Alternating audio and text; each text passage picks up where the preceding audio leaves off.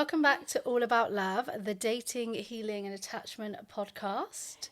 And it's a special one because it is the last of the series. Yes, but we've got exciting things coming up. I'm taking a sabbatical and I'm off to Fiji and New Zealand to travel around in a camper van. You've got very exciting professional developments. I'm a student again. Yeah, Carly's going back to university. At uni, probably. Yeah. Yeah, because this will be Yeah. October, November. Yeah. So I'm probably at uni again now. Mm-hmm. And hopefully not too far from my trip to Brazil. Yes. Travellers, seeing the world. So we're going to, things like that we're going to figure out and work out. But it's been, what a series. I know. Great topics. Such a joy. Also, the response we've had has been so lovely. And the one today, I think this is really actually, of everything that we have spoken about, I feel like this kind of brings things together, right? Yeah. Because we're going to be talking about how to be happy on your own. Yes. And we're talking about whatever your relationship status, we're talking about kind of rediscovering and building that relationship that you have with yourself. Yeah. And so in this episode, we're going to talk about our own experience of what that's looked like, why it's important to be happy with time on your own. And we will also give you some top tips on how to enhance that time on your own and really cultivate kind of the magic that can come from that. But I think this is such a huge topic that people would actually struggle with so much, because I think we sometimes associate being alone with being lonely, and it's not mutually exclusive. Like, of course you can feel lonely at some point, but you can feel lonely in a relationship. And I think such a huge learning for me was getting to the point where you enjoy being alone. I love my own company. I love being alone. But it's celebrating that and it's embracing that. And I remember when I was dating, when I was single, that idea was so foreign to me, because I thought, if I really appreciate being alone, that means I don't want the relationship. If I appreciate being alone too much, am I going to keep a relationship away? Yeah. Yeah. Like, almost, when you're thinking about manifesting, it's like, oh, if I'm happy single, does that close the door for calling someone in? But really what we're looking at, right, is the art of like solitude. So how to be in your own company, how to self-reflect, know how you feel, be with your emotions, how to literally like enjoy the time alone, make the most of time alone without the need to scroll, procrastinate, reach out, do all of those things.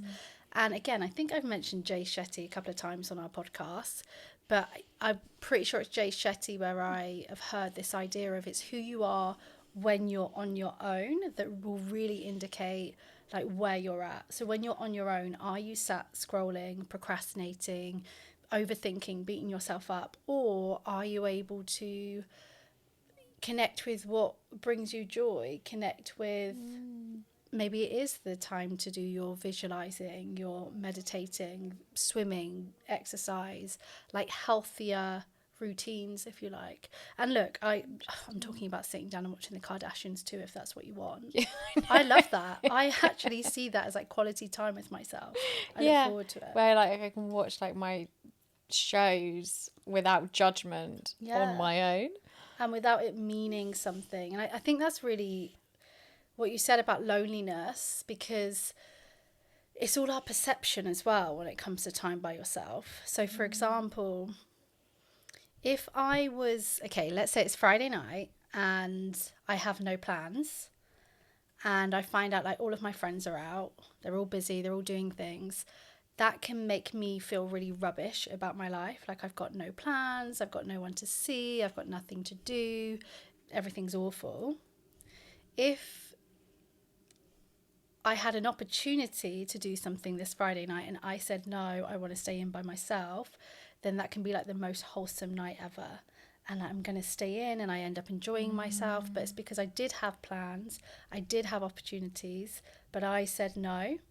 So it's the same thing, stay in on a Friday night, but your perception depends on like so many other factors. Yeah, but it also depends on your mindset, doesn't it? Yeah. It's like whether you are going to make the most of it, appreciate that time. And it's how you view it, whether you've got FOMO or whether you're basically, you could put self-care in front of anything and it will make it feel better. Yeah. Say I'm doing this for self-care and you will feel 1,000 times better about doing it. What have you been like with spending time on your own? Great. Yeah, Love always. it. Yeah, I've always really needed downtime to decompress and have that time. And yes, you're right that a lot of my time, and even now, I do find myself scrolling or binge watching shows or whatever that looks like. But as I've got older, I just recognise that actually for me, I need time just to read a book or just not talk to anybody or just kind of sit and be a little bit mindless about things. And that's okay as well. For me, that really works for me. Yeah. I'd say when I was single, it took work to get to that point. But then I almost went the opposite way and really struggled with hyper independence, where I couldn't ask anybody for anything. And I had to do it all myself. And I really struggled to say I needed people. I needed things. I needed connection. Yeah. I never needed a relationship, but even that, the idea of kind of really wanting a relationship felt very foreign to me. Do you feel like we have gone super the other way now of being now I need to be this strong, independent person that relies on no one? Definitely something that in the last couple of years I've worked on a lot more with clients, because they can't allow themselves to be vulnerable to need somebody because they've spent so many years going at it alone and built up this armor and this wall of aloneness to the point now where it feels so alien, but not just romantic partners, even to ask friends for help, or allow friends to buy them dinner or a drink or something or whatever that might look like. Something that's so important that is basic bitch 101, that is knowing yourself before you get into that relationship, which comes from being by yourself, building that relationship with yourself. Yeah. So it becomes a lot easier not to lose yourself then when you're with somebody. Yes. So if you're single, it's a very good opportunity and a time to get to know yourself for sure. Yeah. But also there are people that have been in relationships for years and years and years that might just be discovering this inner work as well. Yeah. And needing to spend more time on their own. And you can do this whether you're single or in a relationship. It's just, being single, you're literally on your own a lot of the time. And in a good way, you can then work on that. And in a relationship, you're going to have to probably create that space a lot more. Which can feel really alien, especially if you have struggled with codependency or that constant togetherness, or have a little bit more of an anxious attachment where it's that time apart that can feel really alien or uncomfortable. But oh my God, I loved being able to wake up and just think about me and do my journaling and do exactly what I wanted and do all these weird little morning routines. And I don't know, there was something just so joyful about being able to be completely selfish when single. Yeah. And it's not that I can't do that now. That's what I was going to say, because I still have I still have all my morning routines and stuff. Yeah, and I do, but it's still to the point where there's somebody else there. Yeah. I still think about somebody else. Yeah. I still have the dog. Because do you know when I really created my morning routine, it come from a place of working on the anxious attachment. And one of the things that I knew I wanted for myself is something that no one else can have or take away. And so that morning routine became a non-negotiable. Okay. That this is something that will just always be mine. I'm not saying, look, if we go on holiday or something, that I 100% stick to it and things like that. But for the most part, I needed to keep some routines, whether I was in relationship or not. I think I might go back to making it a non-negotiable, because I'm still good with stuff do you know what it is? It now comes after I wake up, I sort the dog out, I see what needs to be done around the house, I go and do the emotional labour things that take time, and then I do the morning routine and think about things. Yeah. And actually, you're right in that when I think back to what I was like when I was like, I don't know, it was because I've still got the same amount of time. I wonder why it's not so much priority anymore.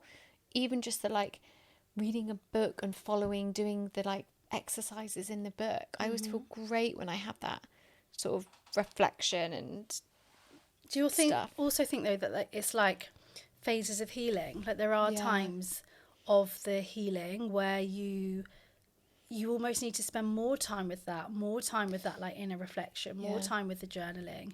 And look, that's just, some people live for journaling, that's just one example. But for me, like the way that I've spent time on my own, or the way that I've needed to spend time on my own, has kind of evolved. Yeah. And also I think I loved that stage of my life because also in a very different way, like I'd never ever change my life now. Like I love it. I'm the happiest I've ever been. I am surrounded by things that bring me joy every single day. But it was a different kind of excitement because you're single. You're thinking about what's to come. You've got, I don't know, there's just something so magical about that time. Yeah. Where it's, and also, I was quite a lot younger. It's like the freedom aspect, I think, is still, I don't know, I just remember it being a very magical time. And now it's magical just in a very different way. The time on your own. Yeah. Yeah. Yeah. I find that, so this goes for single or in a relationship for me, this idea of like waiting. So single, you see it quite a lot with people feeling like, I can't go on a holiday without someone, or I don't want to go to weddings without someone, whatever it is. And you find yourself in this kind of waiting energy of, I don't know, like I've got to be in a relationship before I do X, Y, and Z. Yeah. And similarly, in a relationship, I can see myself sometimes fall into the tendency of seeing like, well, I want to try that restaurant, but only with my boyfriend. Okay. Whereas actually, there is so much joy to be had in going to a restaurant with my friend or with myself or whatever it is.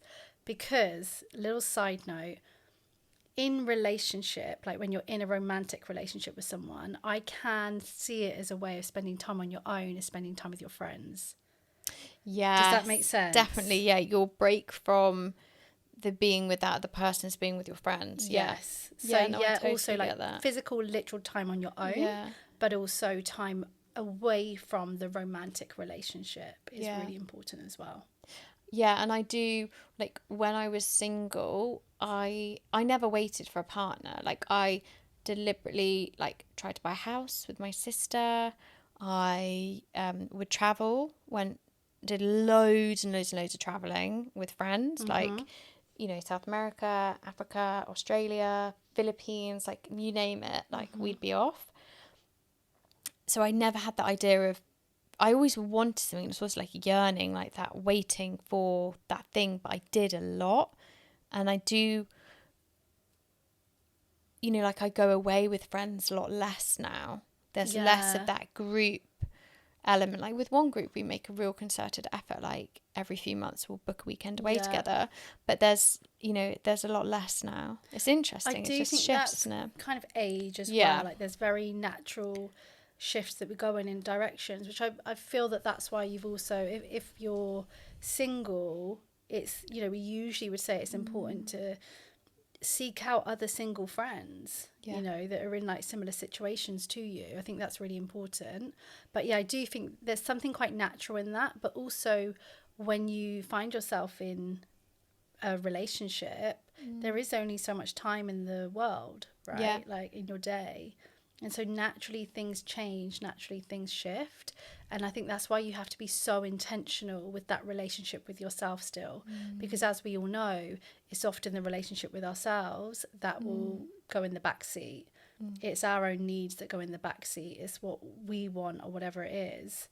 And especially if you lean more towards that anxious attachment where you lose yourself anyway in love, you'll be much more likely to just put everything off for this person. And so if you get into the habit of just even 5 minutes a day that's just yours, I think that can be so powerful. And there are lots of examples with clients that have started dating where the anxiety starts again or this stuff starts again, and we have to go back to the basics and check in. It's like, okay, how many times have you seen your friends? How many times have you gone to the gym? How many times have you kept up with doing the things that you loved? Because that goes really quickly. Mm-hmm. And those are the things that ground you and make you feel like you. Mm-hmm. Yeah, that's it. That's what I agree. Yeah. You're going to say something like really... I was just going to go down a rabbit hole. It's just not worth it. But I do completely agree. So, time on your own. Should we go straight into the tips? Or is there anything else to say about it? No, just that I think, as we said, we're doing this because the goal isn't the relationship, right? Whether you're in it, whether you're single, the goal is to create a life that feels magical. The goal is to be intentional with your time and to figure out who you are and to enjoy the process of getting to know yourself and spending time with you. And an amazing side effect of all of those things is you can regulate emotions, you can build healthier relationships, you will be in your most kind of joyful place, which might attract that partner in. You will meet amazing people along the way. Mm-hmm. But at the end of the day, not in a horrible way, but the relationship you have with you is the one consistent you're ever going to have. Yeah. So don't neglect it at the expense of waiting for happiness or waiting for somebody to come along and make it okay, or being in that relationship. I would say, welcome to my TED Talk. I feel like you alluded to this just now as well, but something that we are absolutely not saying, so no one can DM us this, we're not saying that you don't still want a relationship, that you don't still want to do these things with your partner, that you don't have this yearning. Like, you can spend time on your own, you can get to know yourself and still want a relationship with someone else, and still feel like, actually, I do only want to go to this restaurant with my partner. Like, if it's done in like this conscious, not on autopilot kind of way, I feel like that's absolutely fine. And I remember having a conversation with my client once about her. She kind of felt like she was failing at self-love, failing at healing, because she still wanted a relationship, or she felt like lonely at times. And I was like, of course, whether you're in relationship or not, there's times where you want the other. Yeah. You know, there's times where you yearn for that independence again, or, you know, not to have to get triggered and have conflict. There's times where you are longing for that relationship, that connection that maybe you can't quite get with yourself in the same ways, if we're talking about physical touch and things like that. Yeah.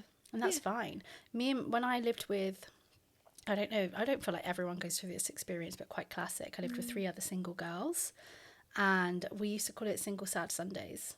And that's no disrespect. I'm talking about my own experience as well. Yeah. And single sad Sundays was basically that Sunday where you wanted a partner. Yeah. And you really wanted one more than other days for some reason. Yeah. Sundays is usually the day where people are most active on the apps, aren't they? Yeah, is it? Yeah. Yeah, exactly. There you go. Yeah. Yeah, like 2:00. Yeah. Well, you want somebody to that. sit on the sofa with you. Yeah. There you go. So, and that's normal. That's absolutely fine. Look, there's always going to be an element of like grass is greener. We look ahead to see when we'll be happy. But what we're saying is, I mean, I think this will come into one of the tips, won't it? But in fact, why don't we start with this as the first tip, which is, of course, it's okay to feel conflicted, but also please remember to be grateful and appreciate where you are, because there will always be somebody looking back saying, oh my God, I wish I'd used this time more. Whether it's such a common example I hear is, oh my God, it's amazing that I'm in Spain, but it also makes me sad seeing everybody holding hands and I'm single. And it loses that kind of joy of where you are, what you're doing for yourself, because we're always looking for like what we don't have. Yeah. And just appreciate the time, I think, because, I know that even we've got a mutual friend who's had a baby. Yeah. Like, they look back now and are like, oh my God, I spent so many years complaining that I was single and how I wish I'd really appreciated the mornings where I didn't have anybody to think about. Yeah. And thinking's a little bit different to that, but just that idea of the comparison. Yes. You know, when you're on your own, and this might just mean spending an evening on your own, and you suddenly feel like you can see everyone else in their couples and their partner's available, or they've met someone. I trained myself to look around, and you will see plenty of people on their own. Yeah. And that includes like an afternoon in the park. Look around you, there's loads of people on their own, reading a book, on their phone, whatever. Yeah. You just have to look around. But because we zoom in on what we don't have and how terrible it is to be on our own, we sometimes miss that, you know, there's a lot to be said about that universal kind of compassion for ourselves of, you're absolutely not the only person spending this moment on your own. No. For sure. But bask in it. Like, get that book out in the park. Like, do that. And as I said, put self-care in front of it. It feels 1,000 times better. What do you mean? Well, basically, if I should have sit... said that earlier, shouldn't I? If I sit and, like, Instead of binge looking watch 10 episodes of The Kardashians, I might feel guilty or bad about myself. If I say I'm doing this out of self-care, feel great about it. If I decide to, like, stay in and cancel my plans, I might get FOMO or feel guilty. If I say I'm doing it because of self-care, feel great about it. But that has to be genuine, right? You can't trick yourself. Or sometimes it's just the consciousness of being like, okay, rather than being on autopilot, I'm doing this because there's some part of me that needs to do it, which means it is about self-care. Yeah. And it's okay to be on your own. Yes. And everyone else is out having fun. Oh my God, I love it. Sometimes that happens to us all. Yeah. You know, that everyone's out and about, got plans, or it seems like that. Yeah. You're at home. Yeah. And different stage of life, like moving to the countryside, big wake up call versus being back in London. Like I came up to stay for a couple of weeks, like a couple of weeks ago, and realised how much I missed the buzz and the energy. And I was like, do you know what? I'm going to come up like once a month, stay overnight, get a bit of the like remembering I'm fun and young back without having to think about getting a train home. Have you heard of this idea? I think it's called like the background person. It's why people might stay like in kind of like relationships that are over and things like that. So the background person, if I was to put it into like an example, it might be spending an evening at home by yourself, but your partner is out somewhere. So you do have a partner, they're just not here at the moment. And you can feel more relaxed and at ease than the person who doesn't have that background person. Okay. Like someone's not coming home tonight. And I know that might sound awful. Yeah. But I think that's a bit of reality. But you know what? On the flip side to that, I can put myself in the shoes of the insecure person whose partner is out and they're having an anxious episode. But so there's something comfortable, so they find it easier to be alone knowing that there's someone there. yeah, that can happen. Yeah. Or your housemate's home and they're in the next room. But I think I really did have to train myself, and I still do it now sometimes, where I sit for a few minutes on my own with no phone, with no distractions, with no music, no podcasts, and I say, how are you? Yeah. And it's literally put a timer on. Yeah. Do you do that every day? Do that every day in the membership. That's amazing. Yeah. How am I? I might join your membership. Yeah. Come and join us. 15 minutes a day. Okay. Second tip. Do you want to go? The next tip I'm going for is knowing your values and like what brings you joy. And I think this is sometimes the reason we can struggle with time on our own is because we haven't got that kind of quick go-to, I know what lights me up, I know what I enjoy in these moments, I know what can help me. And if you're so used to putting other people first, or you've just never really sat down and thought like, how do I like to spend my time? Like what lights me up, what do I enjoy? Yes. Then of course it's going to be quite miserable spending that time on your own. Yeah, I get all clients to write a list of things that bring them joy. And like what depletes you. Yeah. Because the reality is, like for me, and I think for many, scrolling on your phone, it depletes your energy, but it does pass the time. So you don't have to feel the loneliness. You don't have to feel whatever it is that you're feeling. but after that time of just sitting there numbing yourself, you tend to feel worse. Yeah. And so if you can tap into that flow and what brings you joy, you're going to feel better. You're going to feel just that higher frequency. Definitely. And also maybe you're just going to book something last minute and you'll know what to look for. You'll know what lights you up. And if we think about if you're single, it's going to be so good for you to know that when it comes to getting in fact, no, even in relationship, you need to be in relationship knowing what you value and what you need, because otherwise you'll just do everything your partner wants and likes. Yeah. Third tip I will go for is, I'm sure you've spoken about this on here before, but the idea of dating yourself. Yes. And again, I think if you're single, the idea of taking yourself on dates feels awkward and embarrassing, and it feels like there's a big beacon on the top of your head that says, I'm here on my own. And then when you're in relationships, you neglect that time, that quality time with yourself, because you spend it with them, right? Mm-hmm.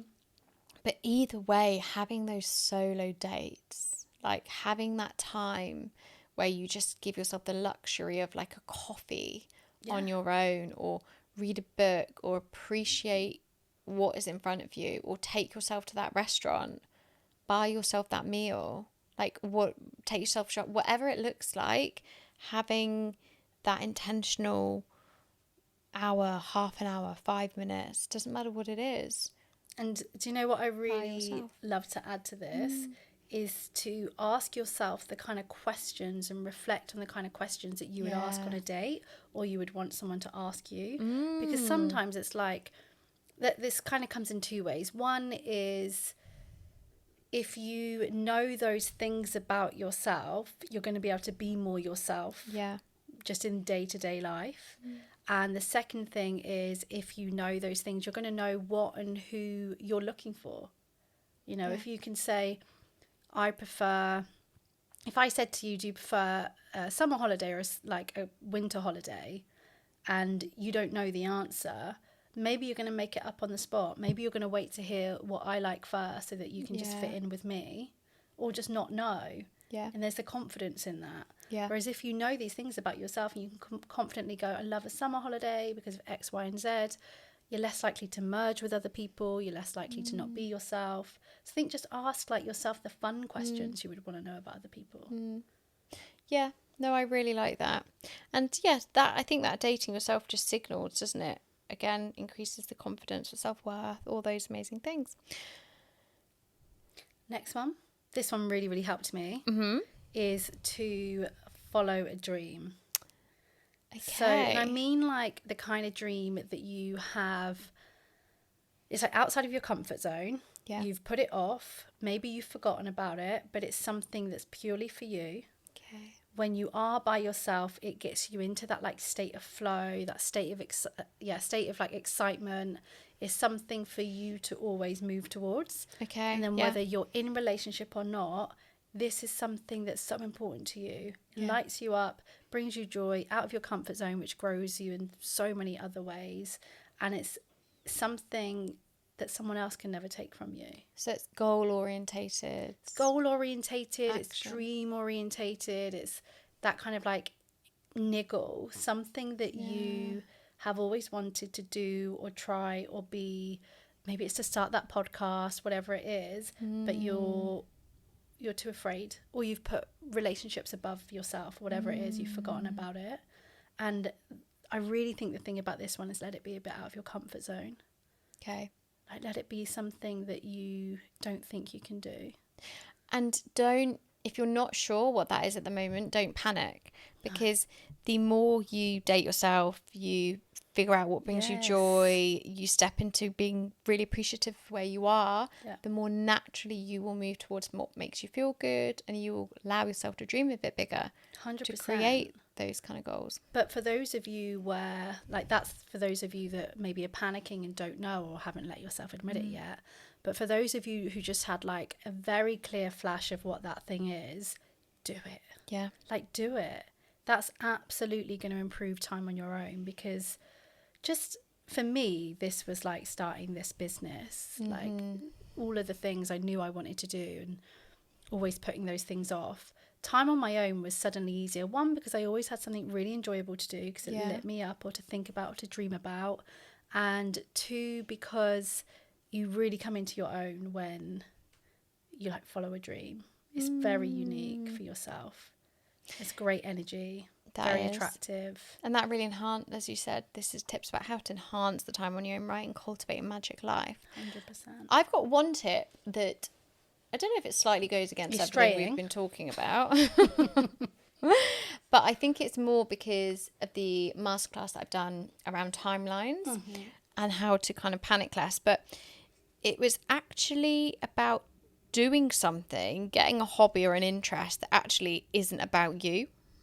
Like what? Like giving back. Like doing something that is outside of you. That means you kind of focus your energy. You're more of service. You're more kind of... It's that... just becomes not about you, about your singleness, about your problems. It is about somebody else. Yes. Whether that is reading to the elderly, volunteering at a dog's home, I don't know, doing a sponsored walk, whatever it is, something that just isn't about you. Yeah. That's also one of the areas of like living a balanced, happy life, isn't it? Is that being of service, isn't it? It's that giving. So something as well to add to all of this, even especially because I know I've spoken about like getting out of your comfort zone and things like this, is in some cases spending time on your own, feelings of loneliness, they can be really intense.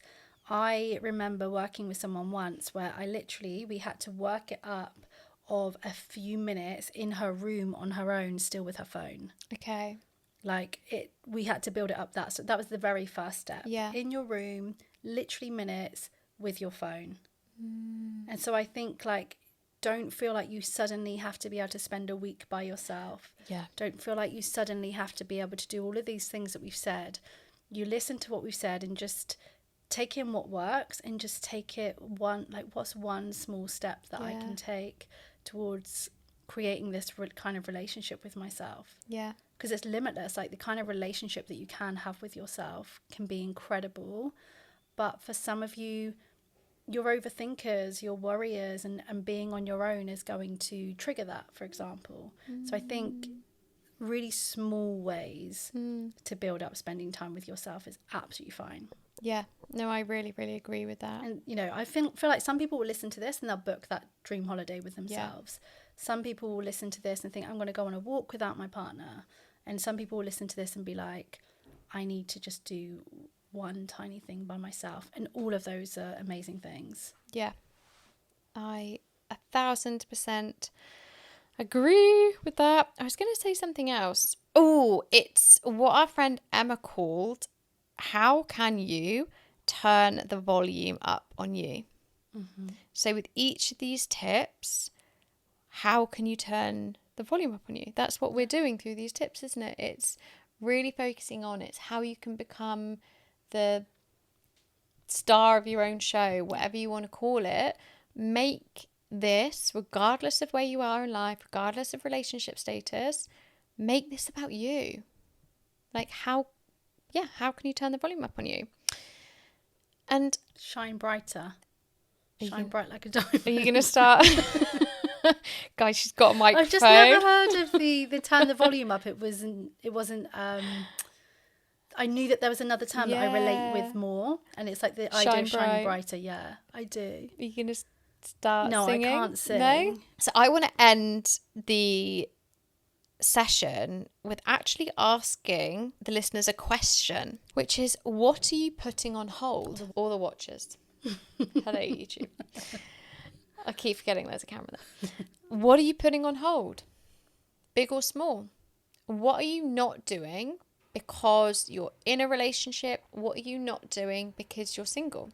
Yeah. What are you waiting for? And I want you to think about what it is, whether it's going to a restaurant, whether it's, I don't know, buying the outfit, whether it's booking that holiday, whether it's making moves towards getting a dog, moving jobs, living in a different country, big to small. What are you putting on hold? What are you putting on hold? And when you've figured it out, I want you to take a step towards it. I love that. Take it, inspired action. Take a step towards whatever you're putting on hold. Because we don't have the time to put things on hold. No, we do not. Right, guys, we are going to love you and leave you for season 2. Oh, yeah, I forgot that. Yes. We will be back. Back stronger. And if you're subscribed, you'll get a notification when we come back anyway. Yeah, guys. Oh, please rate, review and subscribe. I was meant to say that at the end of every episode. We haven't. Okay, rate, review and subscribe for every episode.